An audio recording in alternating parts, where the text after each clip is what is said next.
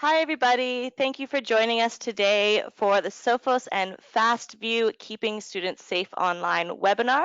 My name is Charnel, and I'm with the ANZ marketing team here with Sophos.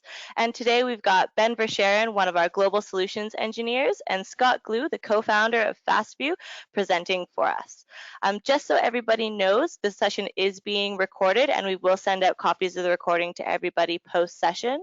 As well as if you do have any questions throughout, please pop them in the questions panel. We will go through all of the questions at the end. So we will just give it a few more minutes here before we get started, just for a few more people to trickle in. Thanks.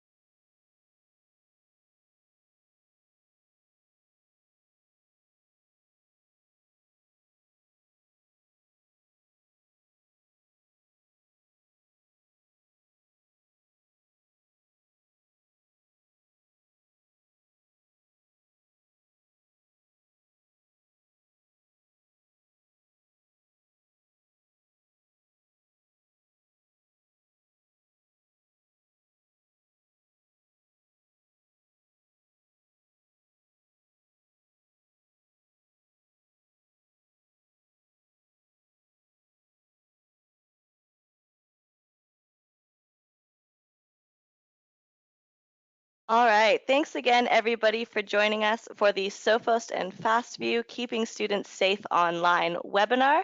Again, my name is Charnel, and I'm with the Sophos marketing team here in ANZ. And today we've got Ben Verscharen, one of our global solutions engineers, and Scott Glue, the co-founder of Fastvue, here to present for you guys.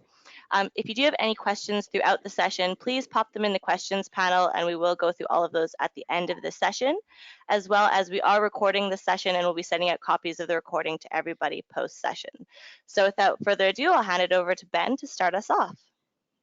Awesome, thank you, Charnel. So as Charnel said, I'm Ben Verscharen. I'm a global solutions engineer at Sophos.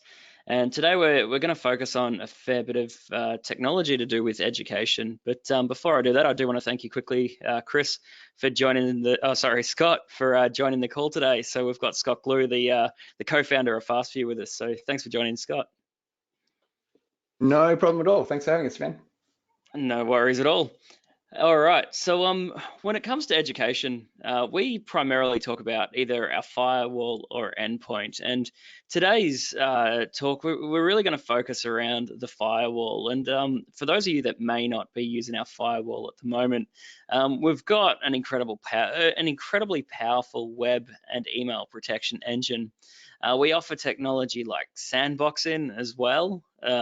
So when we see payloads and downloads come through the firewall, we send it off into a dynamic analysis environment, can analyze payloads and really get an understanding in runtime whether something's malicious or benign, and can prevent that from ever entering your network. So we focus a lot around anti-malware, not just web filtering and preventing things like gambling, pornography, and hacking being accessed by students. On top of that, we also have intrusion prevention. And, when we have a security conversation, I always go back to intrusion prevention. It's a signature-based technology, but it's incredibly powerful at detecting payloads over the wire. And this is technology that I recommend you use not just for, internal and external application, but like LAN to LAN traffic as well. So if you have your servers on a different subnet to say where your students are, and you've got a savvy student that maybe fires up Kali Linux and plays with tools like Metasploit to try and attack your servers, we can detect those payloads over the wire as well. So intrusion prevention is a technology that we spruik about all the time. On top of that, though, we do have our app control engine, our ATP engine. So, checking to see if there's any persistent malware inside of your environment, talking out to known command and control servers. And on top of that, we have, of course, synchronized security.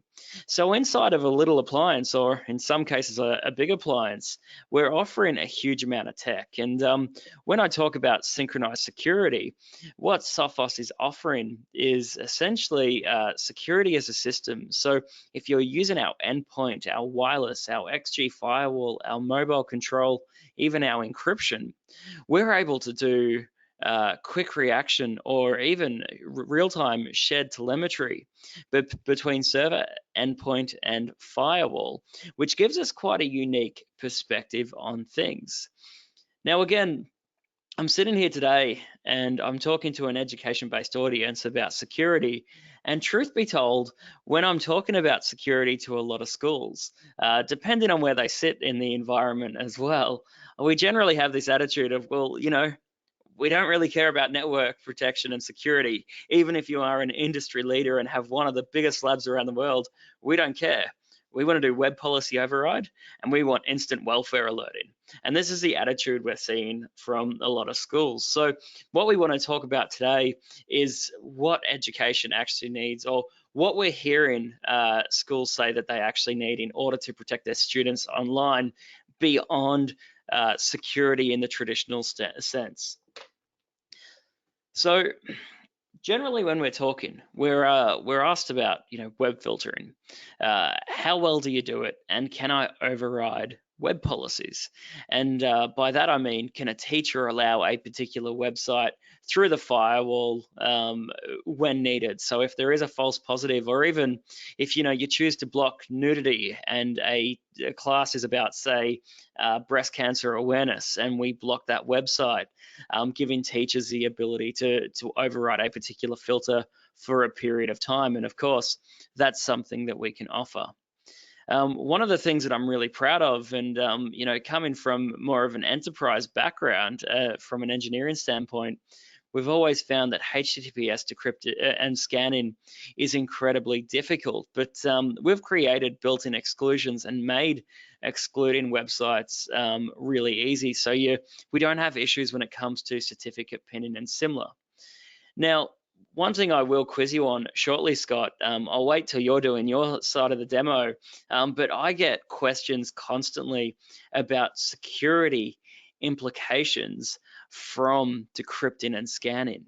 So quite often people say, oh, well, we don't want to implement decrypting and scanning because we feel that it's an intrusion of privacy. So we do want to talk about that a little bit further. Yeah, absolutely. That's something we get a lot as well. So it'd be good to dive into that one. Fantastic. And of course, authentication is something most schools rely on. We find that a lot of enterprises are looking less and less at authentication, or maybe don't want to know so much. They've taken quite a liberal approach, but when it comes to schools and being able to filter down to year level or device, people want to see that better. And of course, using that synchronized security, that real-time sharing of telemetry that I spoke about a couple minutes ago, we can actually use the endpoint as an authentication agent for the firewall and some other technology with Radius as well. Of course, sync app control, or application control in general, I want to do a demo of, and user-based firewall rules and web policies. So there's a lot there that people aren't aware of. When you look at a feature list and when you talk to someone from Sophos, we're constantly talking about security. But when it comes to day-to-day use in a school, that's something we need a deep dive on. That's something we need to educate people on a little bit better. So going in there a little bit further now, the one thing that we really lack and where we do need some help, and the reason why we've partnered with Fastvue and we've invited Fastvue to the call today, is that although our firewalls have got a really palatable and attractive reporting engine, it doesn't always hit the sweet spots we need for education. So we look at, the feature list that I just had up. We look at what we're offering from that standpoint, and we're quite confident and comfortable with our ability from an operational perspective. But when it comes to things like identifying at-risk students and detecting specific suspicious online behavior, when it comes to real-time alerting on certain context or search terms, things that might be deemed unacceptable, unfortunately, our on-box reporting engine doesn't offer that. And of course, even just usability. Like, we do role-based administration on our firewall, and I believe we do a really good job of that as well. However, do you want to have someone logging into a firewall and generating large reports, say in the middle of the day when that firewall's under considerable stress? So one of the things that I like about Fastvue is it actually gives a nice palatable interface without risking the integrity of the firewall. Someone maybe going somewhere they shouldn't. So by partnering with Fastvue, we end up in a very nice position when it comes to offering both operational success when it comes to protecting students from a technology standpoint, and of course visibility, giving these pastoral care teachers and welfare teachers and even just coordinators exactly what they need from a reporting standpoint. So before Scott jumps in there and shows us what Fastvue is capable of, I do want to just have a bit of an expedition into the XG firewall. So I'm going to jump across to a virtual machine, and I'm going to log in. It would help if I knew my password. It's good to note I did just get off a plane, so I might be slightly fatigued. So when you first log into the XG firewall, you can see that we've got our traffic insights. But on the far right-hand side, what I want to highlight today is, of course, our security heartbeat. So our endpoint talking to the firewall. You can see that I've only got one endpoint in this network. You can see synchronized app control is well on its way to discovering unknown applications lurking in the network. And I'm actually going to click on that and start right from there. So application control is something that I'm constantly being asked about, especially when I'm talking to educational customers. And there's always new technologies coming to light. And one of the ones that schools raise with me, so I want to demo today, is of course Siphon, the VPN technology, the proxy and tunnel technology. Now Siphon, although it's deemed by a lot of schools as being malicious or a real pain, it was actually written for freedom of information, and the ideas behind developing Siphon were in fact incredibly noble. But the problem is with technology like Siphon, and the reason why I bring it up today is it's designed to obfuscate what it looks like. So firewalls aren't able to detect this technology over the wire. So what we've found in a lot of schools is students are discovering, freedom of information technology like Siphon and using that to get around the corporate firewall or the school-based firewall.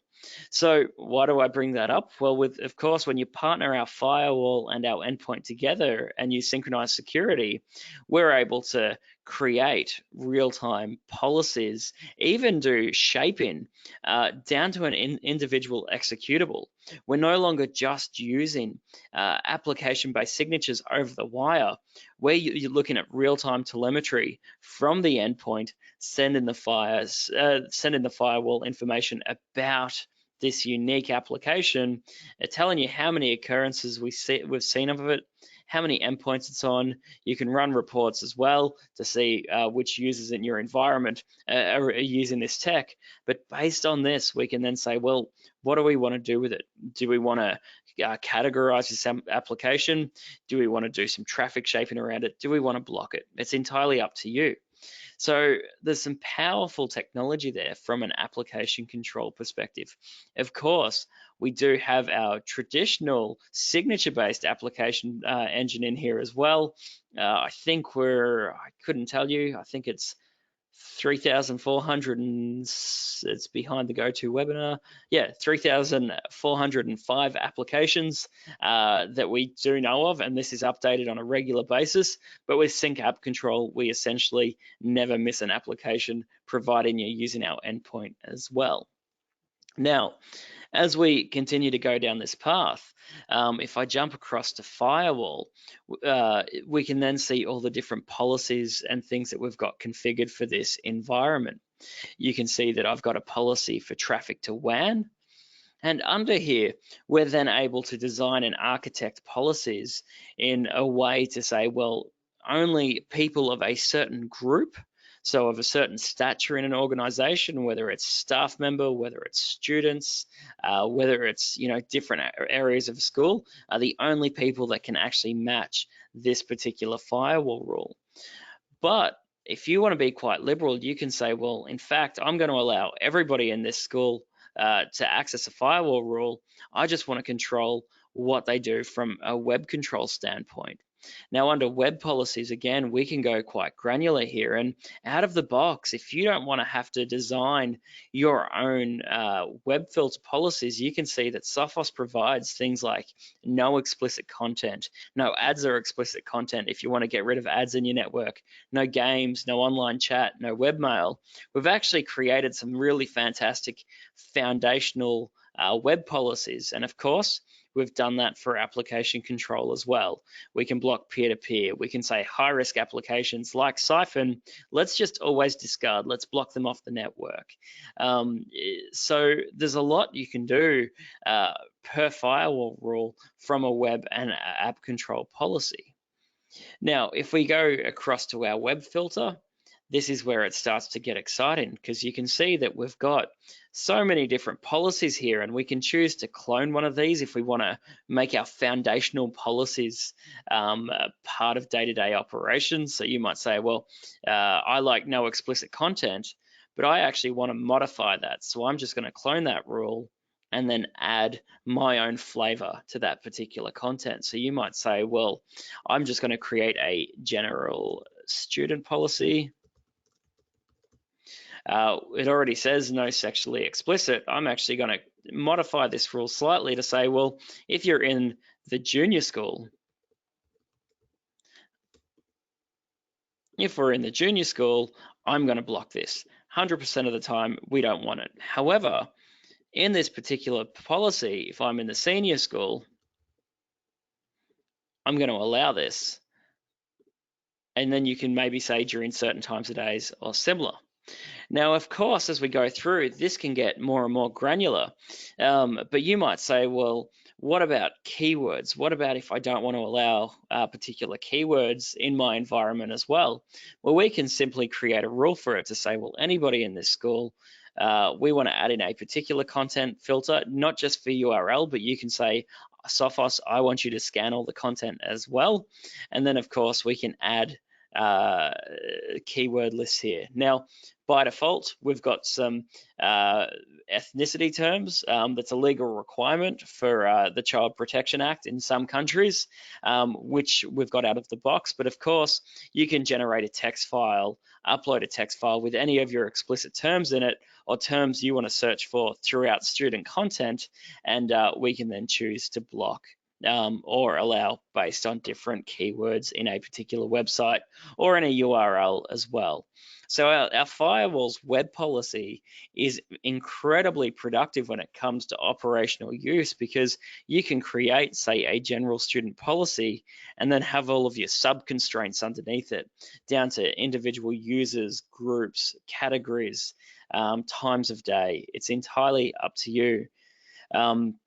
I will highlight quickly as well that we can enforce safe search and YouTube restrictions as well. So you might say, well, for YouTube, I want to only allow educational content. So we're going to have strict enforcement to make sure people aren't watching videos on Fortnite, for example, on YouTube, because what a waste of time.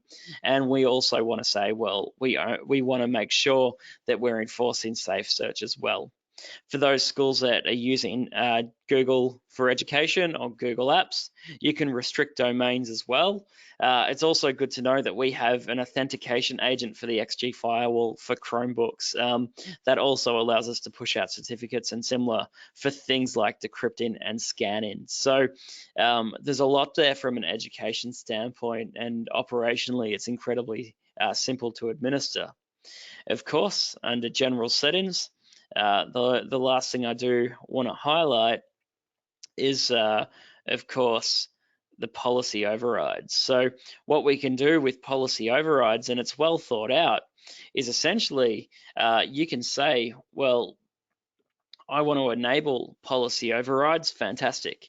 You can then choose different staff members or groups within the school that can create authorizational overrides.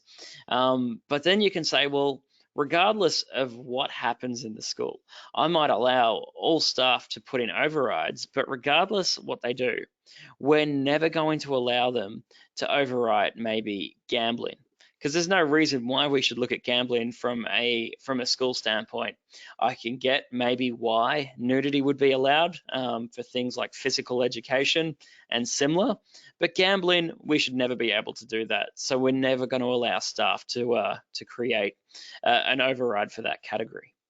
We can randomly generate these override codes, or you can choose to allow manual codes. But one thing that I love is you can also opt to say, I want to view all the active overrides, and as a system administrator, then choose how you want to manage them. So if you feel that maybe one's a little bit too liberal, or a staff member didn't set an expiration for a code, you can then go in here and manually remove who has created the override and make sure that people aren't then abusing it. And of course, you can report against who's been using these overrides as well. From an overridization standpoint as well, it's incredibly simple. I can just go to the front end portal for this particular website. So should just be able to browse to the front end of the firewall. If the demo is going to be kind to me today.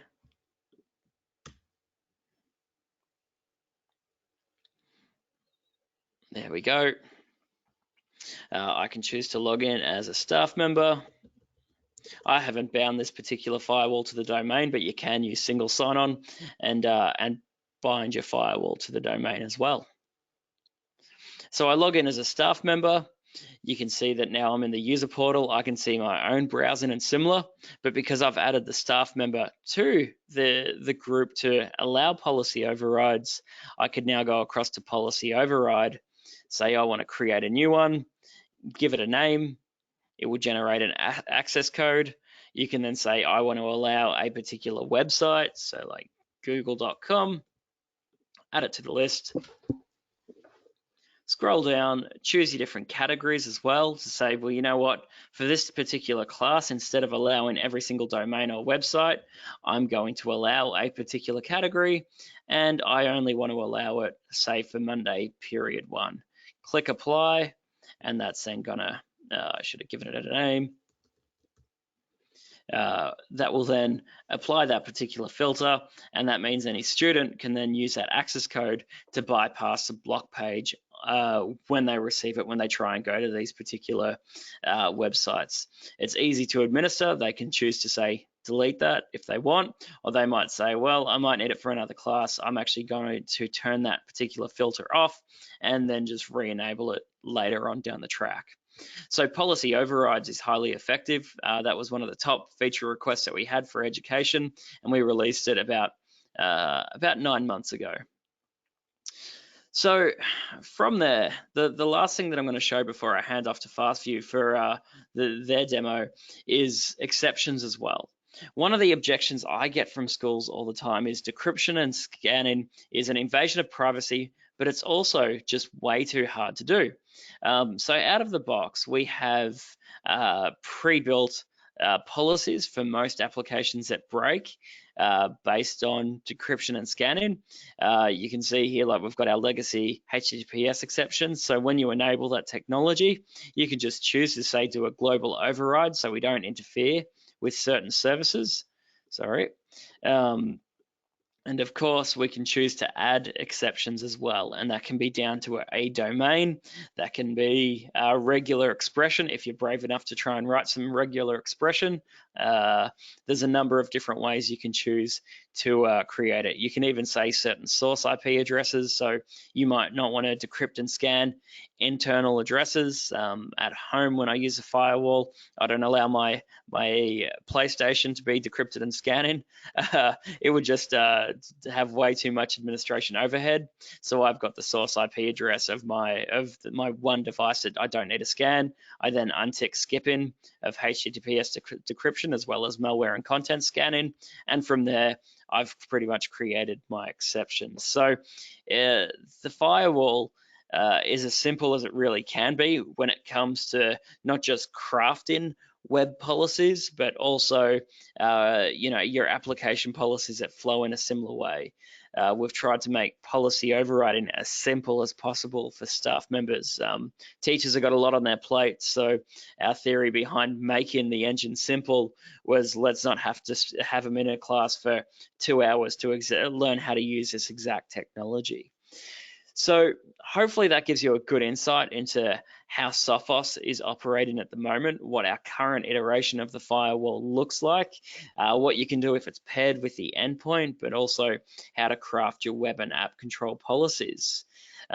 Again, hopefully I didn't dive too much on the protection side of things today, because most schools just want to hear, how do we do our web filtering, and of course, how do we do our reporting? So with that, I do want to pass across to you, Scott, to run us through the Fastvue Reporter and what it can do to complement the Sophos technology. Okay, I will do that. Awesome. Thanks very much for the intro, Ben. If you can pass the screen over to me. Cool. Let me just make sure I'm showing the right screen here. There we go. Yep. Good. Great. So that was a very good fly through of the key Sophos features for education. And I must say, Ben, couldn't even notice that you just got off a plane from LA yesterday. Good job. Jet lag, not noticeable at all. Okay, so as Ben mentioned, Fastvue and Sophos have been working together, well, for quite some time now, but specifically more recently working together to help safeguard students in schools. And I'm not going to bore you too much by death by PowerPoint. I just want to frame who Fastvue is in case you haven't heard of us before. So we're a software vendor that started in Perth, Western Australia. We're now spread all over the world, but the development team and it really started here in Australia. And we help schools and businesses monitor their internet usage. And we do this by sending alerts and reports to non-technical people, because we believe that monitoring internet usage is a job for other people, not the IT team. Pastoral care, department heads, safeguarding officers, people like this. But traditionally, the IT team have been doing this mainly because they've got the log data, right? So we do all of this by using the log data from your firewall to send alerts that make sense to the right people. This just frees up your entire IT team so they're not getting swamped by alerts and report requests all the time. So why would you look at Fastvue for a school? Well, as we've been talking about, we help you safeguard students specifically by monitoring access to self-harm, extremist, and inappropriate content in general. So if I can give you an example, there was a school in Queensland that installed our software, and it was almost 2 hours later, they received an alert for this student searching for easiest ways to kill myself. So naturally alarmed, they got that student out of class, detected they were having a really hard time and they were being bullied at school and actually contemplating suicide. So they fortunately got that kid into counselling and got him the help that he desperately needed. So that was a really good result for something that could have ended very, very differently had the school not been proactive into implementing a solution that can help detect and identify these students simply through their online behaviour. So there's a few ways that we do this. The main one is real-time alerting.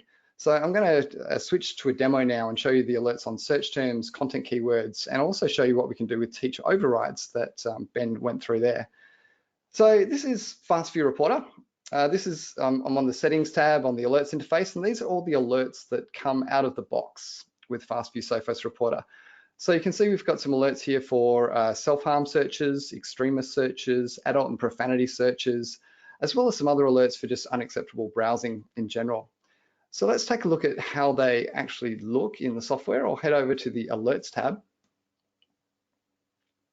All right, and we've got some groups here. So I have some extremist searches at the top. I've got some threats detected. I mean, we do all that stuff too for your IT team, picking up when a virus was downloaded and things like that. Let's just dismiss those for now.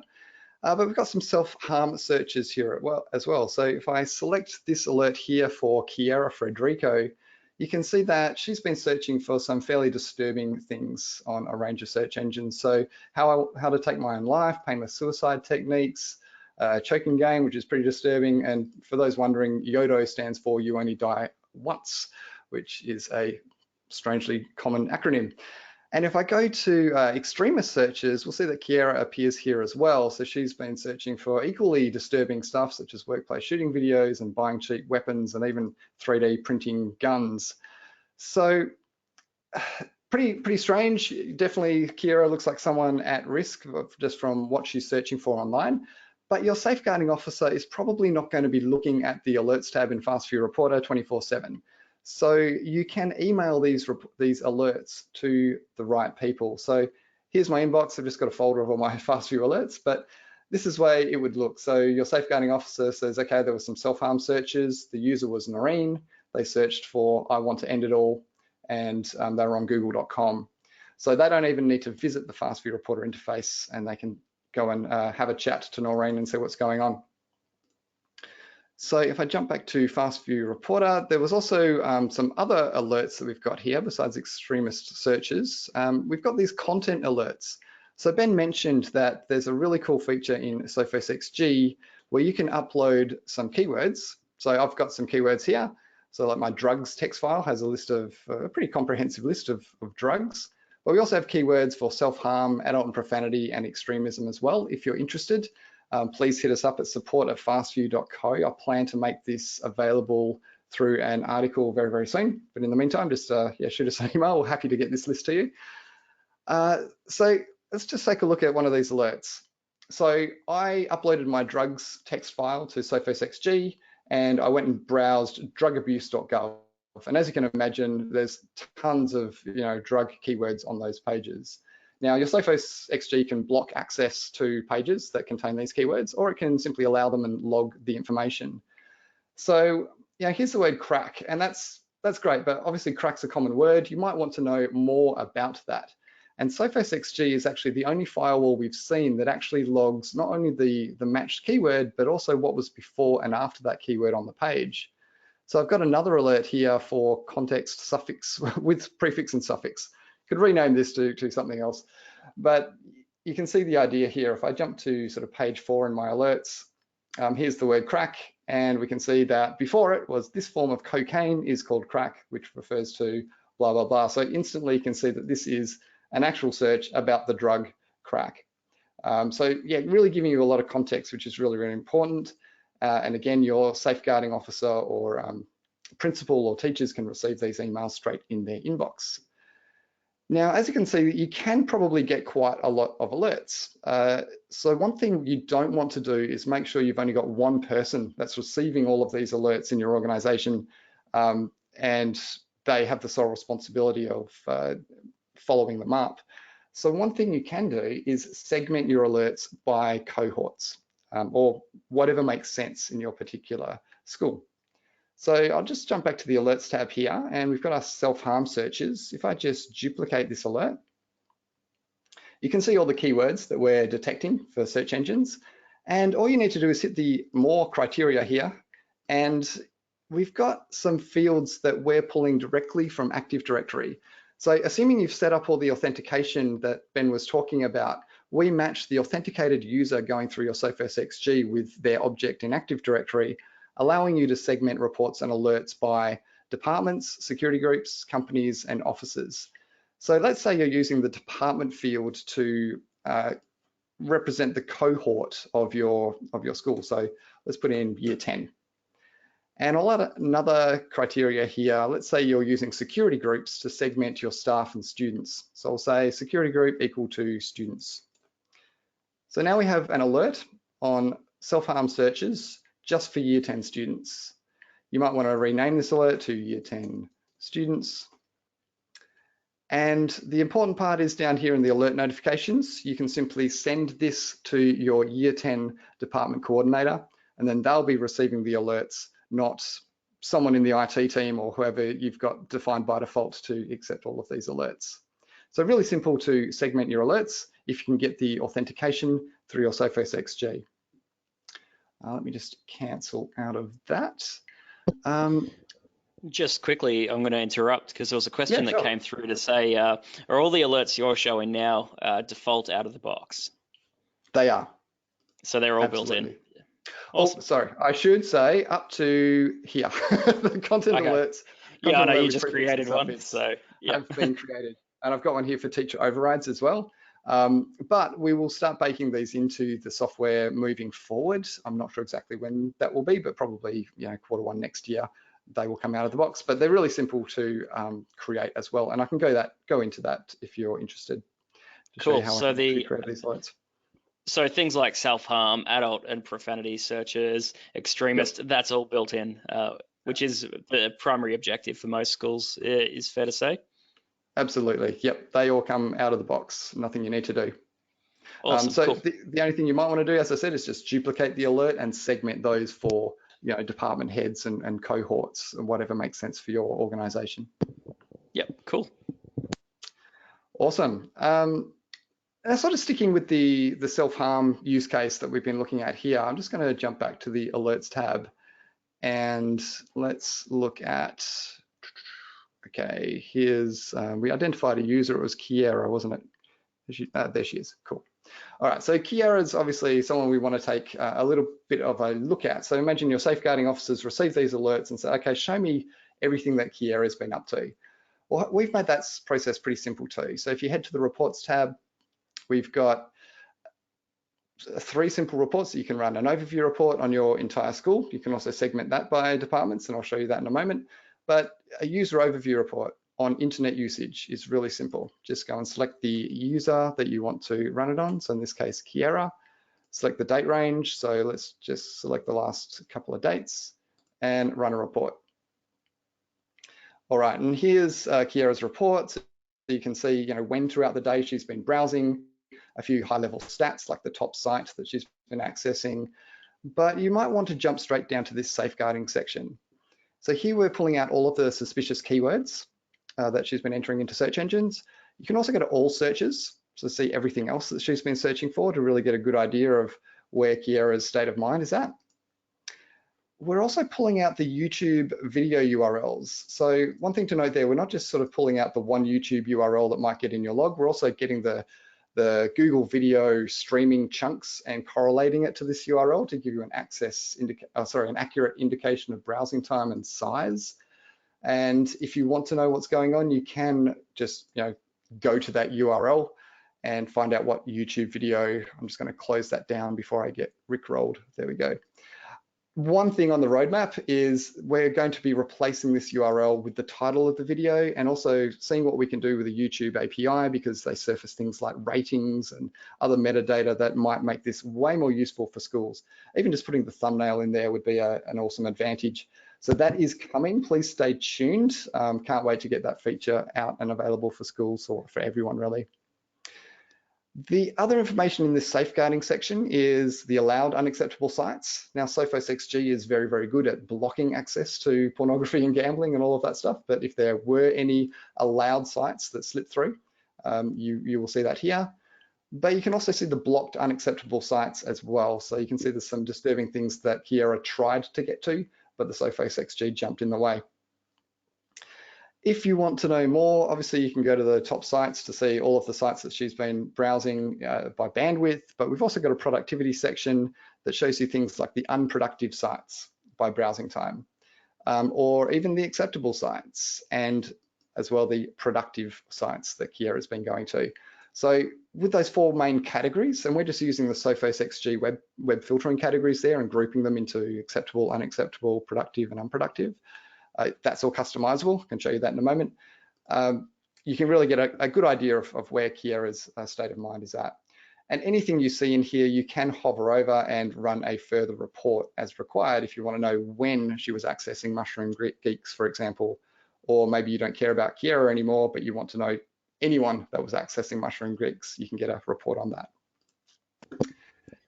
Now, Kiera we've identified as someone that's potentially at risk. I'd probably say most definitely at risk by what we've seen in this report. So you might want to schedule a report that's just keeping tabs on her activity.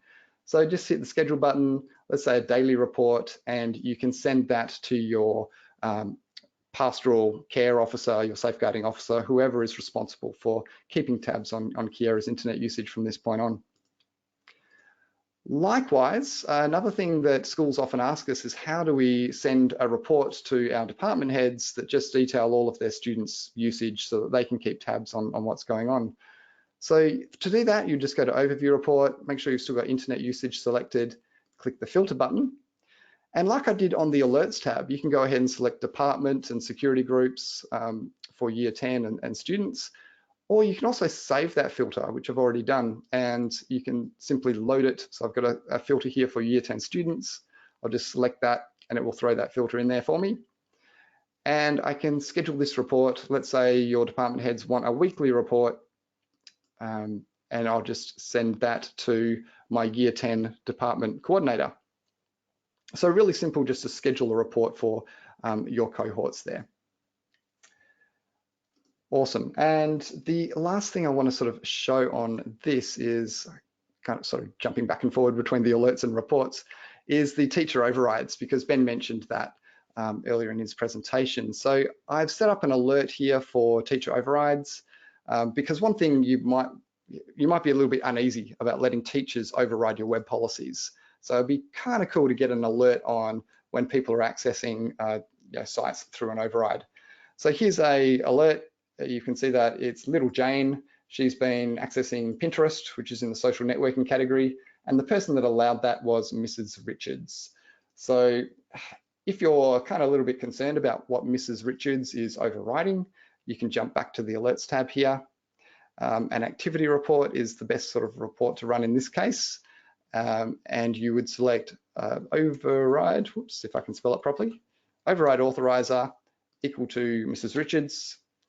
And I'll just select yesterday as the date range and hit run report. And here's a list of all of the activity that Mrs. Richards has authorized. So you've got little Johnny and little Jane accessing a range of websites. And again, you can schedule this report to send it to yourself every day, week or month to keep an idea of what teachers are overriding. Cool. If I could just jump back to my PowerPoint. So I've been through those 3 types of real-time alerts. I also jumped into the reporting features a little bit there.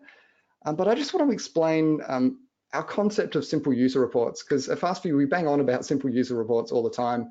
But as you've seen, it's really simple to run a report, but there's quite a bit of information in there. We're not sort of dumbing down reports to just show you the top 5 sites and categories that people have accessed. We're doing quite a lot of stuff to pull out YouTube videos from log data and things. But more importantly, simple user reports is probably best explained with this graphic, because every firewall vendor under the sun will tell you that, yes, we've got awesome reporting, we've got a reporting solution, and yeah, we can show you what websites people are going to online. But every single one of them will give you a report like this. So this is a screenshot from an actual firewall. I'm not going to tell you which one. You might be able to guess from the interface. But this is my web browsing after visiting just 2 websites. So I went to youtube.com, which is down here at number 21. And I also went to National Geographic, which is here at number 9, and also scattered around the place at 19 and so on. So what's all of this other stuff? Well, Google Video is where YouTube streams all of its video chunks from. Akamai HD is where National Geographic was getting all of its video content and images, so it can deliver that nice and fast to you. Twitter and TWIMG, well, TWIMG is Twitter's content delivery network where all the images are stored. So what's Twitter doing in there? Well, National Geographic has pixels behind the scenes to make sure that their Twitter advertising is working. And all of that's just flying through your firewall and gets logged by your XG or whatever firewall you're using and ends up in your reports. So if I just jump back to our reports here, I'll just show existing reports and open up Kiera's internet usage report we were looking at before. We've got these buttons at the top of all of our sites sections, so you can go clean off and you'll see things like Google Video, content delivery networks, advertising like doubleclick.net and so on appear in this list. But with clean on, we resolve all of that into the real website that someone entered into the address bar of their browser. At least that's the ultimate goal. We've actually got a web crawler that goes out and scans all of the common websites and gets its own idea of content delivery networks and advertising, what we call junk URLs, and pushes that out to all the Fastvue Reporter instances. We also go through everything in the log data from status codes to MIME types to refer URLs to try and make all this make sense. It was quite a Herculean effort, took us about 12 months, and we're still refining the algorithm every day. But what I'm saying is you still might see a little bit of junky activity, but it will be down, pushed to the bottom of the list. Okay, so it is very, very good at showing you what sites people are accessing. It's not 100%, I just want to make that clear, but 95% of your web traffic will be cleaned up significantly by using Fastvue. And as we know, or as far as we know, Fastvue is the only vendor that's going to this extent to make sense out of your firewall logs for non-technical audiences.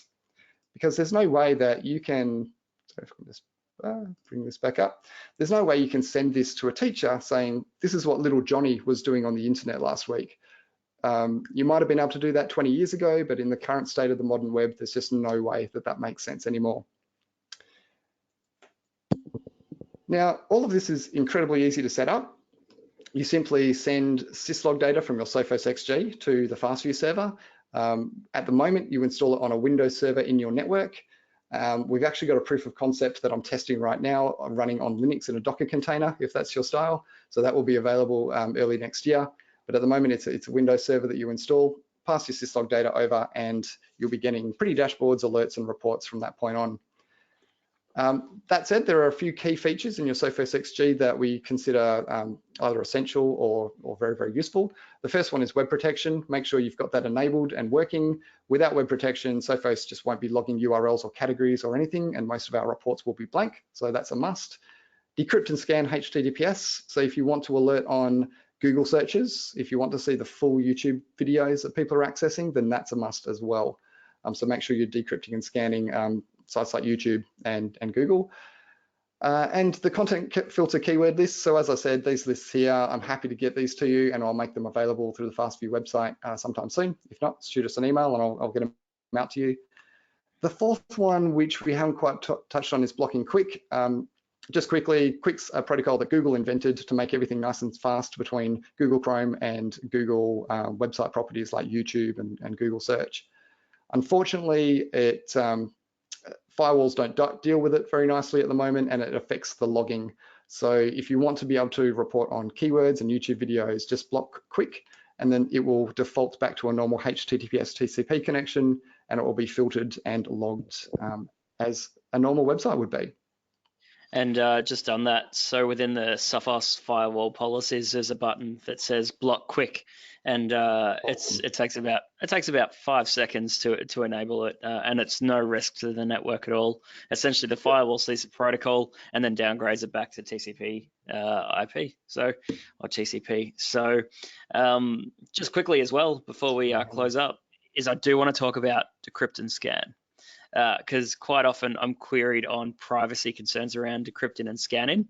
Yes. Now, as I like to tell people, when the content goes through the firewall, it's processed on the fly, and you're essentially doing your job with metadata. That's fair to say, would it not? So if, say, we're decrypting and scanning a banking session, is there the ability for an administrator to say, look at usernames, passwords, the amount of money someone has in their bank account? Do you want to touch on that briefly?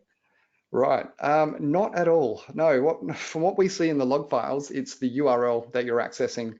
So unless you've got your bank account details in the URL of your browser, then that's just not going to come through in the log files at all. So it's just by enabling HTTPS inspection, it's not doing key logging or any of that kind of stuff that's really tapping into user privacy. It's really just bringing back the features that you had when scanning HTTP into HTTPS territory.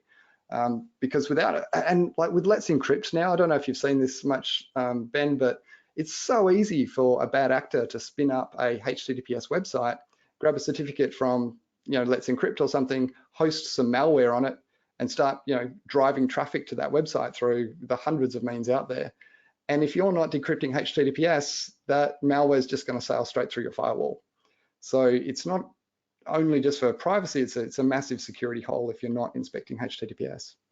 No, we see that all the time. Malicious actors are even buying domains and sitting on certificates and letting them age like fine wine. So make sure they're not 1 or 2 days old. They wait till they're 30 days old, and then they put it into production. So browsers trust it. So awesome. Right. Well, thanks for clearing that one up. I just, it's always good to raise it because people are generally concerned about it. So thank you.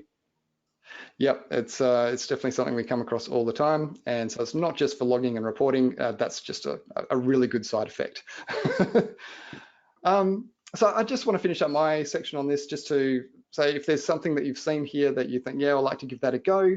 The main call to action is go ahead and download our free 30-day trial. So just go to fastvue.co/Sophos. That will take you to Sophos Reporter, and we've got 100% free support. So whether you're in trial mode or you've purchased, we don't have arduous support contracts or anything like that. We just want to make sure you are up and running with the software. So feel free to make use of that. And step 3 is to contact your local Sophos partner for an amazing price. If your Sophos partner has not heard of Fastvue, we would love to speak to them. So please get them in touch. Again, go to this website, you'll see, contact us options there, or shoot us an email at sales@fastvue.co or support@fastvue.co. And that's me. Fantastic. Thank you so much for giving us an overview there. I really do appreciate it. And honestly, it's great to work with you. This complementary technology really fills a gap from a Sophos perspective. Like I said, we're really, really proud with the technology we put together. But from a focused reporting perspective, you guys have really hit it out the park. So thank you so much for working with us here. And thank you everyone for joining today. I do want to give you all a second to drop anything you like into the chat box so we can address it or discuss it. Otherwise, feel free to reach out if you've got any more questions.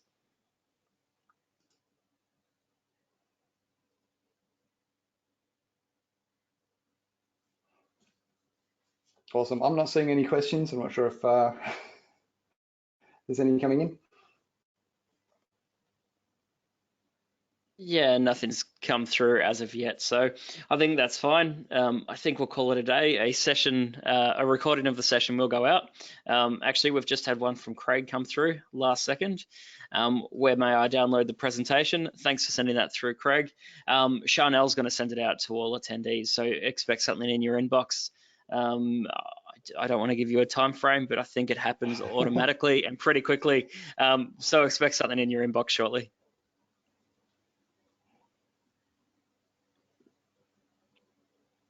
Cool. All right. Well, on that note, I think we'll call it a day. Thank you so much for joining our session today. And I hope you found it insightful. Perfect. And thanks so much for having us, Ben, and everyone else at Sophos. It was a pleasure to present. Yeah, a pleasure too. Thank you so much, Scott. All right. Thanks, guys. Thank you.